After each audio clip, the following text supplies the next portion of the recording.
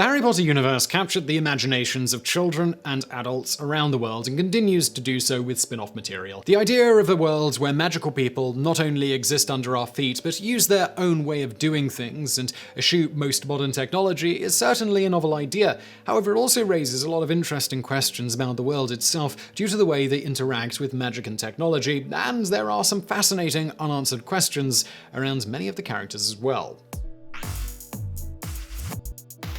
Number 10. Would a gun be something Lord Voldemort and other wizards are prepared for? This is something that has bugged many fans for some time, and is a question that may never be entirely put to rest. We all know that Voldemort hates technology of all kinds, despises muggles, and thinks them stupid and incapable. However, the question is, how much has he researched how to protect himself, even though he thinks of them as idiotic? In Prisoner of Azkaban, a man named Sirius Black escapes, and an ad sent out to the muggles calls his wand a gun. Later on in the book, someone from a wizarding family refers to a gun as a kind of metal wand muggles use to kill each other. In other words, he has absolutely zero clue how it works. Now, this leads people to wonder if Voldemort, or for that matter any other wizard of coincidence, is prepared for this kind of threat.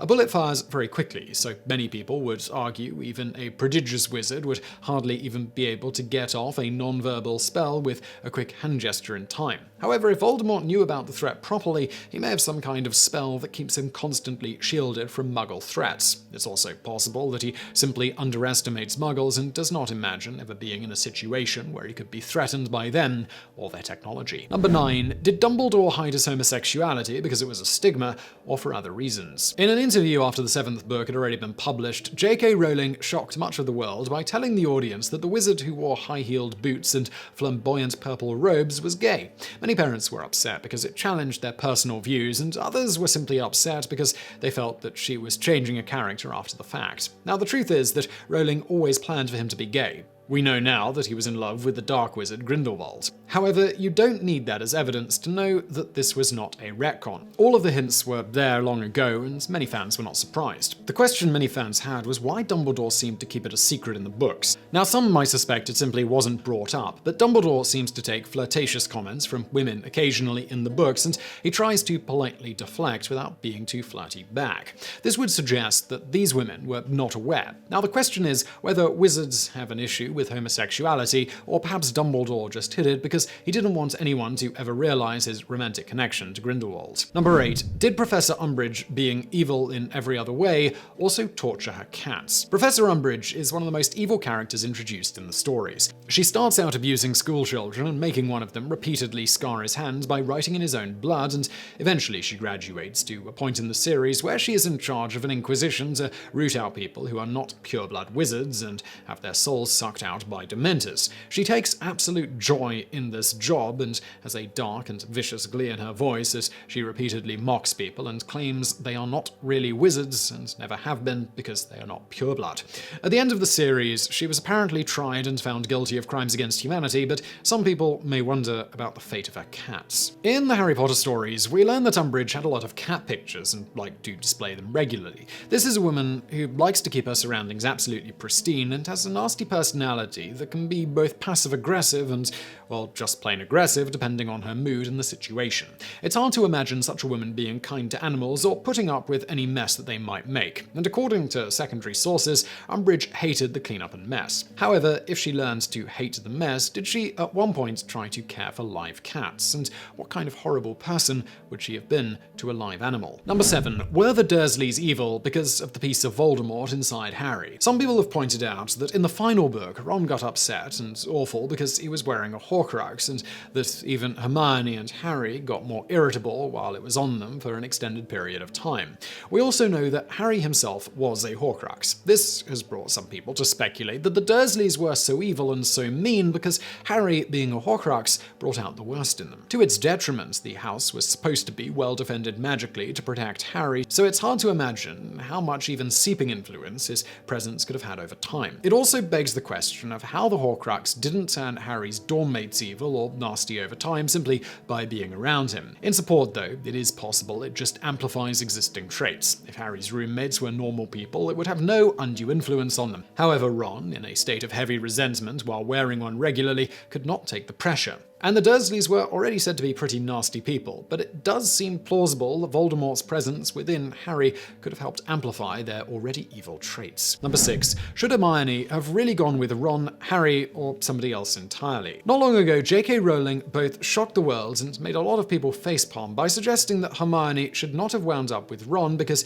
she would simply never be happy long-term with him and should have gone with Harry instead. Now, Rowling is being a little silly here because, well, she already wrote it one way. And also, if Harry goes with Hermione, this kind of leaves Ginny out in the cold. Even sillier, it was Rowling herself who used to adamantly be against all of the shippers who kept claiming it should really be Harry and Hermione who end up together in the end. But perhaps the real answer here is that Hermione would not have been truly happy with either of them, or perhaps anyone in the books. Hermione likes being around people to an extent, and she likes having friends, and she can talk up a storm, but overall she is a loner and a bookish type. She likes to study, learn, and succeed on her own, and she is incredibly invigorated by working alone. Such an introverted person, who would also run circles around most people in the room in terms of intelligence, would likely find it difficult to really get along with anyone long-term as a partner. Perhaps somewhere deep down, Rowling knows this, because there are a lot of similarities between her and Hermione. Number 5. Can anything really ever redeem Severus Snape for being so unapologetically evil? Some people like to romanticize Severus Snape, partly because he was played by a man who was truly kind and charming in real life. Also, people tend to see Snape's final memories in the story and come away with a touching picture, while many of us just see the sad, wasted life of a messed up person. The memories show Snape knew Lily from a young age, always loved her, and fought Voldemort all along in secret in order to keep his love of Lily alive, and even sacrificed a few times to protect Harry himself. Snape was nasty, and Dumbledore used him to get as much good out of him as he could, but he was never a good man. Rowling herself has been pretty clear on this, but some people don't seem to get it. He claimed he loved Lily, but it was a selfish, evil, possessive, and extremely one-sided love because he did not truly care about her wishes or her memory. No one could say a mother would want her son abused in such a way simply because his father was a different man than the man who once courted her. This doesn't mean he was pure evil, though, and Rowling has said as much. But can any sacrifice make up for such awful behavior? Number 4. What exactly happens to the soul that a Dementor eats, and what is your afterlife fate? In Harry Potter, we learn in the 3rd installment about horrible beings called Dementors. They suck the happiness out of the air around them, and it slowly makes you weaker and weaker. They feed on your despair and sadness, and if they manage to get close enough to you and truly grab a hold of you with their rotting hands, they can give you something called the Dementor's Kiss, where they literally suck the soul out of your body. Now, perhaps not to scare children, Rowling doesn't go into details here, so we'll have to speculate. We know that the afterlife exists in Harry Potter. Sirius Black accidentally enters it through a one-way curtain in the 5th book, but that still leaves a lot of details unclear, especially when it comes to Dementors. Is the soul killed and sent on to the afterlife, or is it somehow consumed and actually destroyed? Is the person in question killed, their body now just being a husk, or is there some kind of life to it now, being only an animal existence? While it is a kids' series, and we cannot expect Rowling to address these things in too much detail, it would be interesting to know how it's all really supposed to work. Number 3. Did Snape hate Neville for being weak and a Gryffindor, or for more insidious reasons? In the early Harry Potter books, we quickly notice that apart from picking on Harry for being himself and picking on Hermione for being a know-it-all, Snape really seems to enjoy tearing Neville Longbottom into tiny little bits and dissolving him into tears on a regular basis. Now, most people always assume that this was just because Neville was clumsy and stood out as an annoying and awkward Gryffindor, and many of us went through the entire series believing this. But some have read more closely and noticed something interesting that makes Snape seem even more despicable as a human being. In the 5th book, we learn about a prophecy that caused Voldemort to think Harry would have the power to destroy him, and so he attempted to murder Harry and his entire family. We also learn this prophecy could have been applied to Neville, but it ended up applying to Harry instead because Voldemort essentially chose Harry as his nemesis. Snape was always well aware of this, and it may have driven his insane hatred of Neville. If Neville's parents had been attacked, Lily would have never been killed, and if Harry hadn't been born, Lily wouldn't have been killed either. According to this theory, as far as Snape was concerned, Neville and Harry were both to blame, with the bonus of Harry being half the kid he wanted to have with Lily, but looking so much like the man who got to be with her instead. What this this meant to Snape, of course, was that both boys needed to be systematically punished for as long as they were in his power. Number 2, does the Ministry know or care how ridiculous their underage magic system is? In the second Harry Potter installment, we find Harry dealing with a system from some people Uncle Vernon is trying to get a big drill contract with, and Harry himself being hustled out of sight. A house elf who wants to stay away from Hogwarts gets himself into big trouble with both his aunt and uncle, and the Ministry of Magic as well, by making it look like he used magic in the house. The Ministry warns him that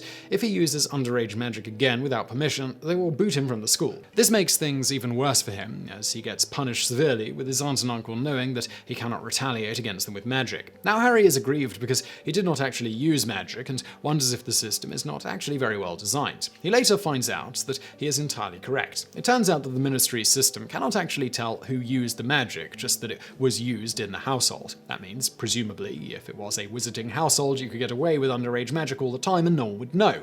The only people who would get caught are orphans, and they're the ones most likely to panic and use magic because they are vulnerable and have no one to protect them. Instead of sending a Ministry representative to ask why an underage child in a non-wizarding household was using magic, they just send a letter and threaten expulsion after just one little levitation charm. Number 1, is there any way to force someone to make an unbreakable vow? In the Harry Potter novels, we learn early on about something called the Unbreakable Vow. Two people clasp hands while holding their wands and go through an oath about their actions. The vow is literally unbreakable in that if you cannot find a way out of the wording and you break the oath, you simply die. Ron mentions once that when he was a little kid, his older brother Fred almost got him to do one, and then his mum noticed and came and gave his older brother a spanking that he would never forget. We are never told what he wanted him to agree to in this oath. Snape also takes an oath in Book 6, agreeing to kill Dumbledore, if needed, instead of Draco, something Snape had already agreed to do with Dumbledore in the first place. However, apart from these instances, we don't really know much else about it. It seems unlikely that using the Imperious Curse would work to force someone into an unbreakable vow, but other methods seem plausible. A big question would be how much the vow understands intent, as it talks about Ron being almost tricked into it at a very young age. Also, we don't know how smart magic is and whether the spell would recognize conditions of duress or not. Obviously, the Imperious Curse would not work, or a dark wizard would have tried that one, but what about simply waving a gun in someone's face or threatening their family? Would the Unbreakable Vow allow such threats to work and give you life and death control over another human being? So I really hope you found that video interesting. If you did, please do hit that thumbs up button below. Don't forget to subscribe. Brand new videos just like this every day of the week. And as always, thank you for watching.